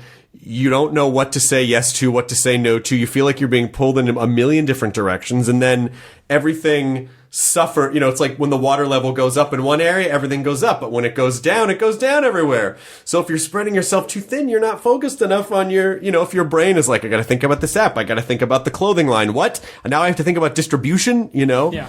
And so at a certain point, you have to really sit down and have a serious heart-to-heart with yourself about what do you want, what's important. Yeah, I have to get past the fear of missing the whale, right? Missing that one thing that turns out to be a huge opportunity, a huge financial boost, a huge personal achievement, whatever it is. I'm so paranoid that if I say no to something, there is this fear that I've just said no to what quite possibly could have been something massive. Yes, but if you say yes to too many things, then you might not be in the right headspace to get that moment because you were too stressed about too many things. Exactly. Yeah. And this is like the circle that I'm in, that I'm like, I guess at some point you just have to say no and live with it. Yes, you have to say no and live with it. Also, I mean, I don't know. You don't know what's going to work and what's not going to work. The best that you can do is follow what you care about. So if you start getting into all these side hustles, it's like, I'm going to make let's say bowling shoes or whatever. At a certain point, you might go, I don't really give a shit about bowling shoes. That's not interesting or fun to me. I'm doing it because I'm chasing money or ego or fame or whatever it is to make sure that my name lives on or whatever it is. And then just decide, like, is the amount of mental drain and responsibility that I will have to take on to do that, is it worth it? If I don't pursue that one thing, will I be happier? And so I think you really need to start thinking about happiness, not just for you, but for your family and your kids. And are you going to be in the right headspace when you're home to be attentive the way they need you to be? And so, I mean, sometimes in as much as I think there's this idea that bigger is always better and expanding is always better and scaling up is always better, I think I'm coming to a part of my life where I feel like, no, it's actually better to scale down and just put more focus and heart into the things you really care about. Because we're all going to be dead someday. It doesn't matter. Like, it's like in 100 years, it's not going to matter if you made bowling balls or not, if you're not passionate about, you know what I mean? I'm not saying that you're not passionate about that. I just mean like when you're sort of looking at all the opportunities you have. But because we're always in our heads, ourselves from like age 15 or 16, we can think of ourselves as constantly in a space of struggle. And it's like, well, I have to take everything that's offered to me because what if I never get another opportunity? It's possible, but it's also, you're not really evolving with what your situation really is. Like you really kind of need to think about, what's going to preserve your happiness more. And I think that's how you make those decisions. You look at everything and go, is the amount of responsibility I'm going to have to take on to achieve this thing, is it worth it? Do I have the passion to keep it going? Because it's definitely going to take attention away from the stuff that you are passionate about. You just said something that just really struck a chord with me, is like, does it give me happiness? So I'm prepared to leave my family and my home for more than 6 months of the year to go and do a sport that I love because it makes me happy. Mm-hmm. I'm prepared to do that.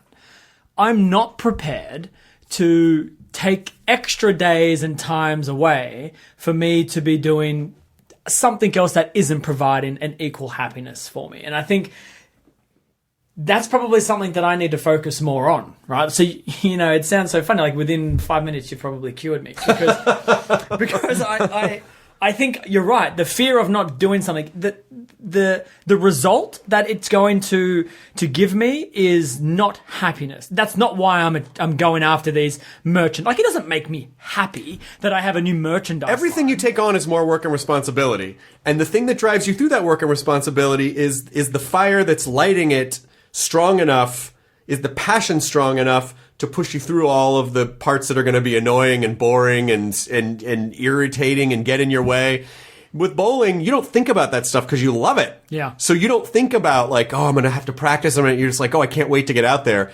If you're like, if you get into the manufacturing business, you're probably not like, I can't wait to get into that factory and watch those things. It's just like, okay, now I have to worry about how many. And I'm not saying that you shouldn't do those things, but is the drive monetary? And if it is, that's okay. But you just have to know that you're going to have to sacrifice a certain amount. Is the sacrifice worth it to achieve that? That's right. But I have a friend who I've known for 20 some years, and he created I don't want to call him out, even though I think this is one of the most profound things I've ever heard. But he created a very successful show. And what was the show called? I'm not going to tell you because I don't want to, because they'll just know who he is. Exactly. And then he created a very successful show. He's a really nice guy, and that show was successful. And he's got another show on right now that's getting a lot of heat, and he really loves it. And we were having lunch, not that long ago, and he goes, I guess maybe like 6 or 7 years ago, he said I was offered like the Empire keys, where someone came in and they were gonna, like make him into another J.J. Abrams type. He was gonna get this empire and an overall thing and oversee a bunch of this and oversee a bunch of that. And he goes, I just turned it down because I realized I'm happiest when I'm just focusing on one thing. I do my one show. I don't have to worry about anything else. I'm hyper-focused on it, but I still have time and presence for my family because he has a couple of kids. And I just thought, like, that's so antithetical to the rest of the business, entertainment in particular, where we're conditioned to think, like, yeah, you gotta always scale up. If you're not scaling up, you're dying.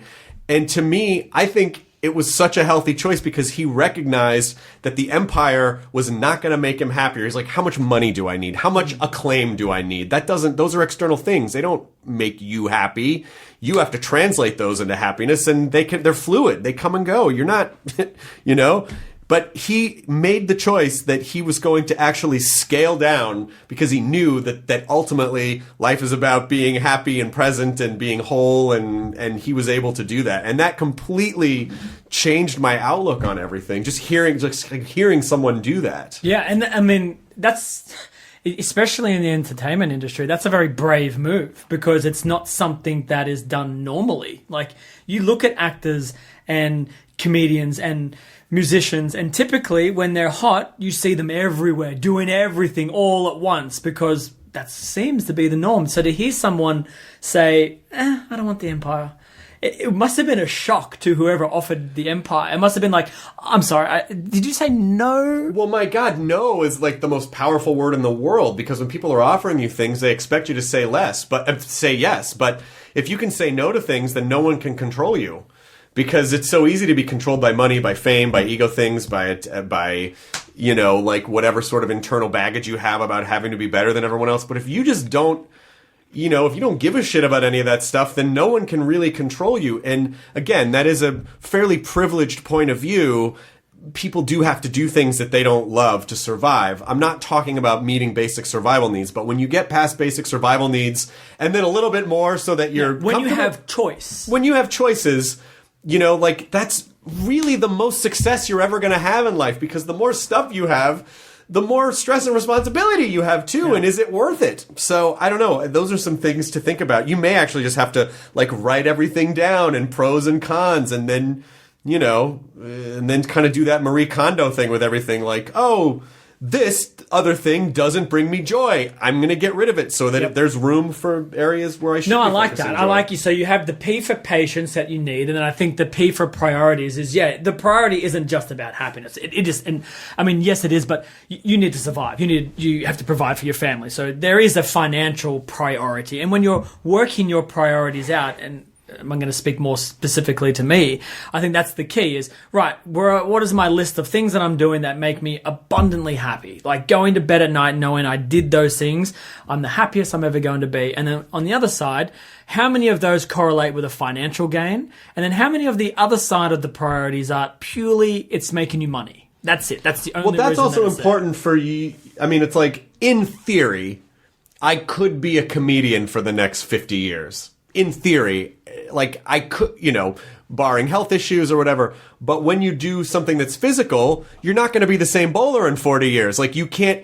And also, I'm kind of curious to hear about what it means to you to be, like, at the top of your field, to be referred to as, like, oh, he's number one bowler right now.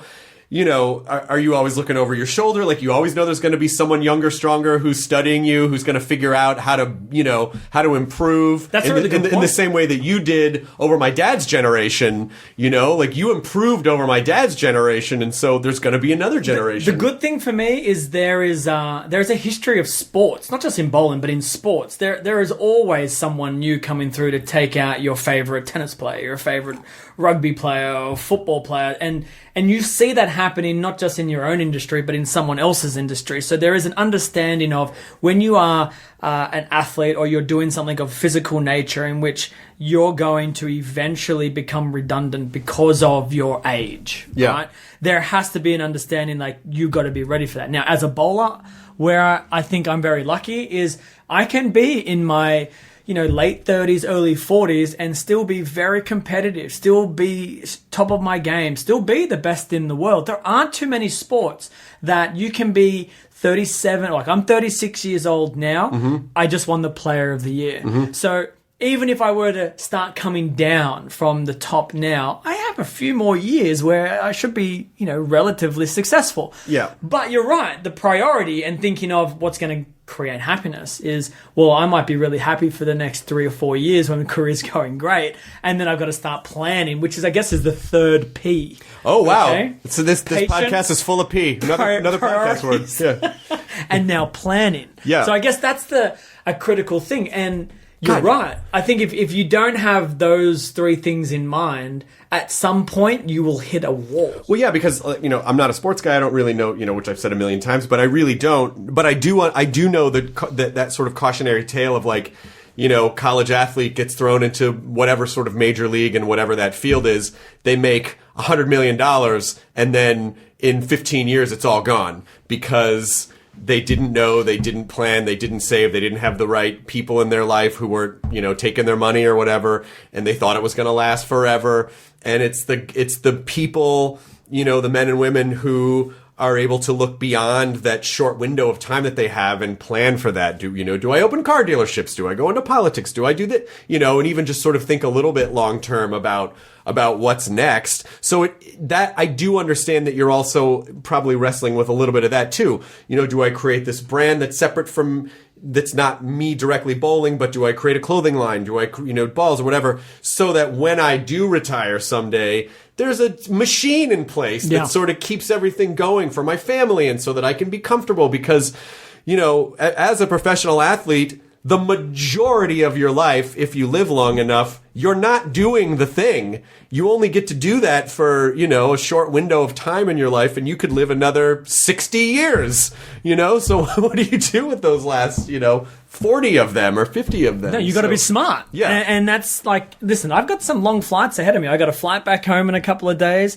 I know exactly what I'll be doing. I'll be turning on that light, annoying the passenger sitting next to me while they try to sleep. And I'm writing all this stuff down because, I came here before this podcast with these, underlining stresses and pressures, not knowing what was going to happen. And I'm not joking, Chris. Like, I feel like I at least now have a much clearer thought process. Right. Even if I don't know exactly what it is that I'm going to do, at least I feel like I'm on a path now where I can be like, let's be a little bit more focused, in those areas, in the priorities and in the planning. And let's say when I do all this thinking, if nothing happens, if the only thing that happens is that I feel better about it, that's a plus. Like, that's a win for me, is if I can write it all down and go, oh, wow, okay, here are my lists, then I feel like I can plan and prioritize, and I'm going to have patience in these areas. Oh, I feel better. And that's going to be just enough for me for a win. One of the 3 Ps. Well, if my dad were still alive, he would talk to you all you wanted about stuff, but I can tell you, I can relay some of his experiences to you, which is that, because he didn't think in this way. I mean, he was an overthinker for sure, but he just didn't have the right resources, and so he couldn't get out of his own way sometimes. And he retired at 34, and when he opened his bowling center in Memphis in 1981, I think, 81, yeah, I think it was 81, still there. All-Star Lanes, Memphis, Tennessee. I remember he didn't know what he was going to do. We lived on the road when I was a kid because we were just and he hated flying, so we drove everywhere. We would go live in a small town somewhere where he would give bowling clinics or whatever, or coach someone. And so we lived this very sort of transient lifestyle because he kind of blew through his money and, through marriages or whatever and bad investments, and just because he just wasn't trained to think in those ways, and especially back in those days. And so when he opened his bowling center, when he was 40, he said, if I didn't get the loan for the bowling center that day, I could not have taken us to dinner at McDonald's. He just happened to, and because he knew the bowling business well, and he made mistakes, but he learned. He had a name for himself. He was able to capitalize on that, and it was a lot of hard work, and it took him a long time to get out of debt, decades, but he ultimately achieved that, and so he had to learn that way, but even then, he still figured it out. I think we forget a lot of the time because we always catastrophize and think of the worst case scenario. In general, we tend to be more resourceful than we give ourselves credit for when the fire is lit. And in his case, the fire was lit. He didn't know what he was going to do, but he figured it out. Before that, he probably would have said, I don't know, I think I might be finished. But in the face of, it's this or that or survival, he was able to figure it out. So you'll figure it out. I mean, if you have any you said when you first met me you had questions about my dad.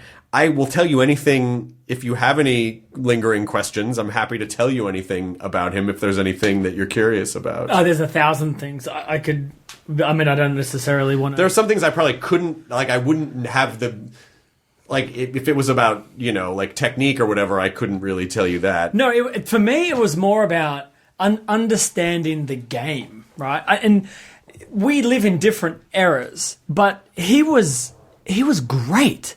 So how he saw the game, it's still 10 pins. It's still a ball been rolled at 10 pins. How he saw it can be translated into how I see it. And then I know that if I could, pick his brain or maybe go through you and ask, did he ever talk about the way the pins fell a certain way? Would he ever talk about, I'm going to try to get the ball to hit light, for example, consistently? Well, he never talked about those things with me because by the time I was old enough, I was born when he was 30 and he retired at 34. And so I wasn't around him bowling enough, and I only actually ever saw him bowl a handful of times. There was a period, when the bowling center was still struggling, that he realized, if I bowl, it might attract people. And so he started bowling in a league for a very brief period of time, but then it just frustrated, because he was like, I don't have the heart to be a different environment. He's like, I used to have the drive, and the drive is gone. And if I can't be as great as I was, I would rather have people talk about me as being great rather than he was okay, I saw him bowl. But I will tell you this. I think what ascended him to the top of his field was that for whatever reason, for whatever sort of physiological or, psychological reason, when he had a ball in his hand and he was on the approach, he had the most incredible focus. And people would talk about, it was one of the things that I think was kind of legendary about him, is that people would talk about when he was bowling, that's what he was doing. You couldn't shake him. He, in life, he was a kind of stressy and neurotic and overthinker. He was, anxiety, depression, all those things. But when he was bowling, it just all melted away. And so it was, for him, it was, he had everything going against him. He had rheumatoid arthritis from the time that he was 12. And he was told that by the time he was 30, he wouldn't be walking. And I told you that when he first started bowling, he bowled with his index finger instead of his two middle fingers. He bowled with his thumb, his index, and his middle finger. And so he had this claw grip because that's how he had to survive. So maybe that was part of what his drive was, is that he had to work harder than most people who didn't have that affliction that he had his whole life. And he just figured out a way to shut everything else out and focus all of his energy. He never told you how he did that? How he was able to step on the approach and have that focus that was so specific to what he was doing in the moment? Because I think in those days, it was maybe it's not different now, but for him, it was just all about his survival. He knew that the second year that he went back out on the tour, if he didn't figure it out and focus, then he wasn't going to survive. Right. So something in him, it was a determination and a survival, maybe some physiological brain stuff that,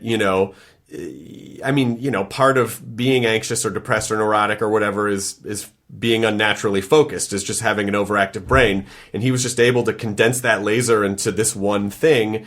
And I think for him, it was just therapeutic, It was his escape from everything, all the other stresses in his life. It's where he could shove everything else out of the way. And I think it's also one of the reasons why he drank as much as he did, throughout his life. Because he was just trying to, in the times that he wasn't on the approach, silence the voice and that nagging, gnawing thing in his head that was probably his dad being shitty to him when he was growing up. Just that, you're never good enough, you're not good enough, you suck, you're never. And so my grandfather was a guy who didn't pursue his dreams. And so I think he was very oppressive to my dad because a jealous streak. And jealous because my grandfather's friends would be like, oh, Billy's, and And I think on some level my grandfather was proud of him, but he just had difficulty expressing that. Sure. So, my dad would go home and My dad would be like, "Oh, I'm opening a bowling center. Yeah, what are you? You're too fucking stupid to own a bowling center." My dad would be like, "God damn it, I know he's gonna do it, and it fucking gets me every time." And so I think for him, it was also an escape from that. But I would say that his game, from my estimation of it, he would probably say, yes, I'm sure there were technical things that he did, ways that he gamed the lanes, or ways that he had to throw a rubber ball on wooden lanes, and with the oil patterns that they had at the time, throwing the ball high, throwing the ball light, going out, playing the first 5 boards or whatever. But in general, I think he would probably tell you that, that almost all the game for him was mental, because he did not have the physicality to fall back on the way that most people do that don't, he couldn't bend his fucking arms all the way. Like, he could not straighten his arms for almost his whole life. And he still found a way to do it. So I think it was just mental focus. Yeah. I think if I was, and that's so awesome to hear, to be honest, because, I get to watch old footage now, and usually the thing that I can see as a player in today's game, and you're always trying to learn no matter who you're watching.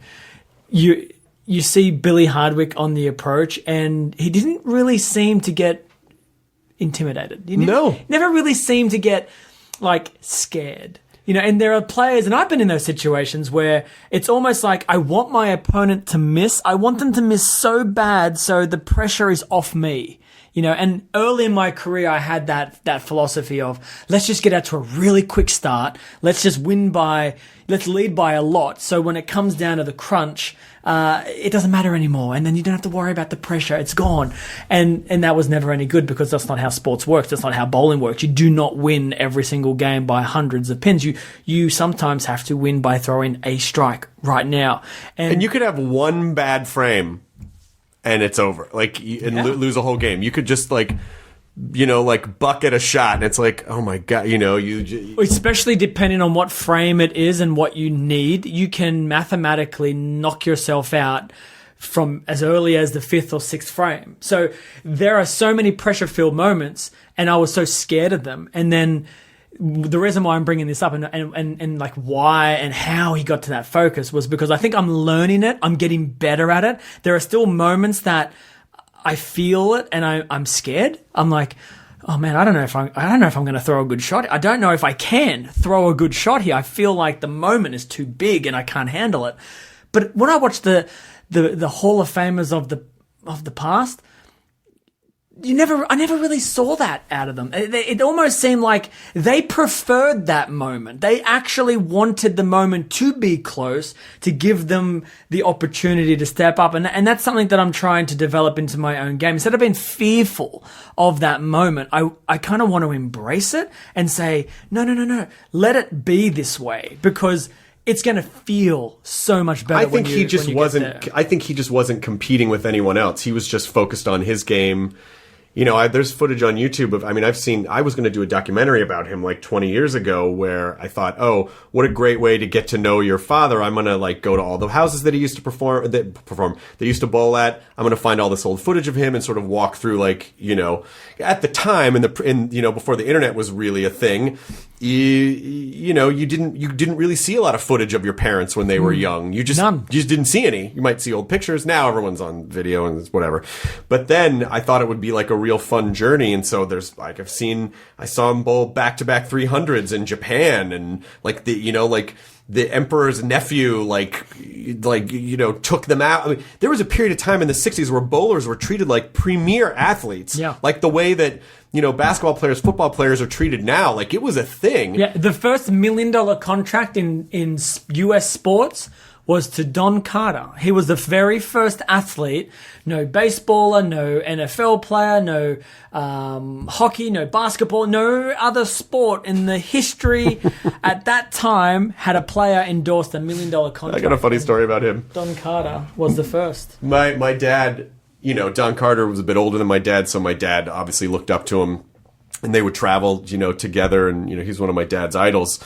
And he said, one time, this was years and years and years ago, just giving me relationship advice when I was in college or something. And my dad goes, Don Carter told me once that you can't have a relationship and a career. one is going to suffer over the other. He said, because I was going through, like a bad marriage, and not to my mom, but to, an earlier wife. And he said, you can't have career and a relationship. He said, my dad goes, what I didn't realize is at the time, Don Carter was sleeping with my wife. Oh my God. So this guy, his idol, gives him this advice that he takes to heart. Like, well, I guess I can't have career. And it's like, what? And then he finds out later on, like he was, Dude, Don Carter was a dick. I didn't know that about Don Carter. That was kind of the thing. I mean, and this is told to me as my dad. I'm not trying to slander anyone, but this is the story that my dad told me. And, listen, for better or for worse, I think my dad's generation was the walk it off generation. Yeah. We are the let's go to therapy and talk about our feelings all the time generation. Now, is one better than the other? I prefer now. I happen to think supporting mental health is a positive thing. The benefit that you might have seen in those days is that, yes, he was able to focus all of that nervous energy, but into a laser beam when he was bowling, and that made him a better bowler. But the sum total of that was that it made the rest of his life a mess because they didn't know how to deal with shit. So they drank, or they screwed around, or they did drugs, or they did whatever it is they were doing because they just didn't really have mental health awareness. I much prefer now. But, again, that was your foot's broken, fucking walk it off, pussy. Like now, I would not have wanted to live back. I mean, I prefer now. So, I think that might also, for him, it was just like he had no choice. If he wanted to survive, if he wanted to eat that week, he had to focus and win. He just had to, be the best version of himself every time he stood in the approach. In the 70s, his game started to descend because he just couldn't maintain that level anymore. And younger guys were doing it. Younger guys were doing it. Lane conditions changed. Like, things started evolving. They started changing conditions away from what he excelled at. And he didn't have the focus and the mental energy and the mental health energy to adapt. Well, we're really lucky. I mean, to live in a time where we know so much more about things, mental health, the brain. How can I release some of that stress without going to the bottle, without going to a drug? I can talk now, and there are techniques that I can learn to calm myself down. I mean, I would imagine if your dad were a today's generational bowler, I would have to think with the resources that he would have had access to now, his career would have been even better. Maybe, but you still see a lot of people get super fucked up because even though those resources are available, maybe he wouldn't have, you know what I mean?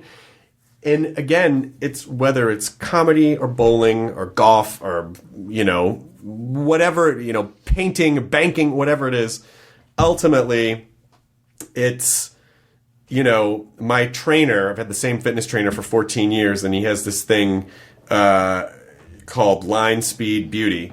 I used to box train with him when I first started. Now it hurts my wrist, so I just don't do it anymore because they get older.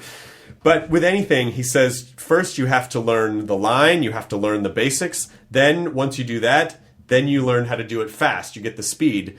And then you create the art with it. Then you create the beauty. You have to become an expert at something so that you can break the mold and be artistic about it. But ultimately, I think what we're all trying to achieve is being in that zone, the zone where everything just is the flow state. And the more I think about it, the more I really just think all that is just a moment of pure presence. It's that moment in the first Sam Raimi Spider-Man movie where he goes to school and Flash Thompson punches the locker, but everything just slows down to spider time. It's it's being as purely present as you can possibly be. But it takes a lot of energy to do that, to release everything. So I don't know.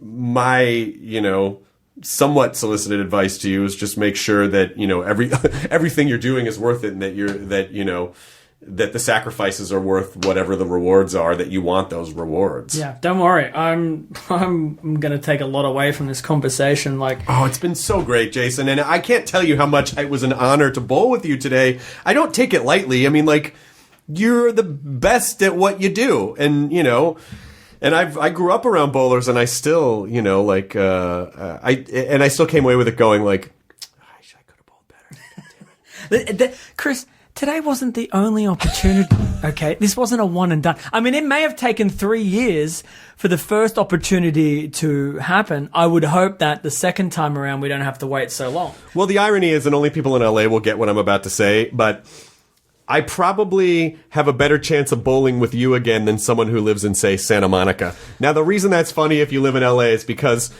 our city is very divided, and there are people who live west of the 405 that I never see anymore. So it makes sense that I will probably. What I mean is that I'm hopeful that this will happen sooner rather than later. Yeah, because it was fun. I almost makes me want to like go out and practice a little bit, build up the callus, so next time when you're in town, I can bowl 5 games no problem. Yeah, well, we can also get you a new ball. You know, that ball that you had today, a little older. The technology is a little older. I mean, listen, if I'm going to be using the latest and greatest stuff in our matches, it's probably fair You want to even the playing field. should even the playing field. So I'll make sure that I get you some brand new stuff. We can have it all drilled. You can practice with it a little bit, and the next time I fly through Los Angeles, you know, let's do this again. I would love to. What are you looking forward to in 2020? I want to be the player of the year again. That's a goal of mine. I want to. I really want to live in the moment. You know, I'm just taken away from this conversation today and understanding that the things that I've experienced in my life, I think I need to reassess the moments that I'm living and be really appreciative of each of those moments. And then go into the 3 Ps. Like, you know, I really want to be patient next year. I want to be able to build on whatever it is that I'm trying to build on, whether it be my career on the lanes or my businesses off the lanes. I really want to prioritize better. So yeah, I'm giving more of a percent, closer to 100% on less things, so they are successful and they are making me happy or they are profitable, and then I want to plan for the future. So there's a big 2020. Profitable is another P, and then but in order to achieve all that, you have to master one last P, which is pins. Got to knock down them pins. Knock down those pins. No one wants to buy merchandise from the 7th best bowler in the world. There was a comedian named Jeff Stilson in the 1980s, and he had this bit about bowling commentators where he'd go, bowling commentating, it's like, what's their job? What do you think he's going to do right here, Frank? I don't know. I think he's probably going to try to knock down those pins, Stan. That's what I'd do. It's like, and it's still true to today. Yeah, it's the same Still got to knock down the pins. Also, shout out to my namesake, Chris Schenkel, who was an American sports commentator that I was named after. He is my namesake. Did you ever get tapes of Chris Schenkel? Yeah, of course. I mean, he's probably the most, outside of, you know, Earl Anthony, Dick Weber, Don Carter, Billy Hardwick. You know, Chris Schenkel's name is synonymous within the industry. Everyone knows that name. So I didn't know that you were named after him. My mom thought I was going to be a girl, and when the last time she saw him, when she was very pregnant with me, he said, "If it's a boy, name him Christopher." And she was like, okay, and in her head she was like, it's gonna be a Jennifer. And then I came out with a wiener, and she was like, well, I guess I gotta honor, so she named me Christopher. Wow. So that's really cool. Just some more fun bowling trivia. But anytime you're in town and anytime it's possible, I will make this work. I had such a good time. Good luck at the tournament this weekend. Thank you. And hopefully I get to meet your family someday. Yeah, I'll bring them out. I'll bring them out to, I mean, it's easier to bring you to Oz than, you know, a wife and 3 children to LA, but it's okay. That is true. I'm going to see if I can convince Lydia to come down. I'll sacrifice my travel happiness by no more sleeping on these long flights. I'll be bringing children with me. You know, every time I get on the plane and I see families, because I travel alone 99.9% of the time, so I have my routine. I get my earphone, my noise cancelling headphones, I got my playlist ready to go. I know exactly what I'm going to do, and then I shut off.